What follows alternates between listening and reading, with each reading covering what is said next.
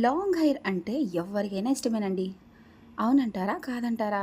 Long hair అంటే ఫ్యాషనే. Always fashion. ఈ పాప చిన్న పాప అన్నమాట. 7 ఇయర్స్ పాప. చూడండి ఎన్ని సార్లు కట్ చేస్తానో. ఈజీగా హెయిర్ గ్రోత్ అయిపోతూ ఉంటదన్నమాట. ఏమీ లేదండి.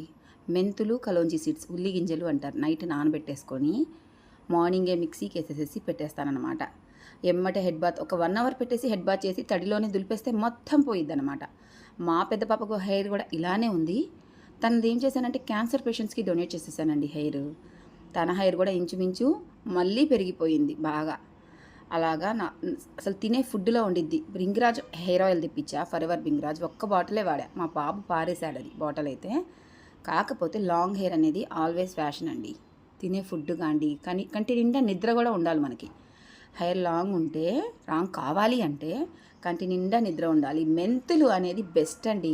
మెంతులు అంటే ఇంకా హెయిర్ పెరగడమే. 3 మంత్స్ చేయాలి ఏది, ఓకేనా? ఏదైనా 3 మంత్స్ చేయాలి. మీరు వీడియో చూస్తున్నారు కానీ లైక్ చేయట్లేదు, కామెంట్ పెట్టట్లేదు, సబ్స్క్రైబ్ చేయట్లేదు. Support me. థ్యాంక్ యూ అండి. Thank you for watching. Bye bye.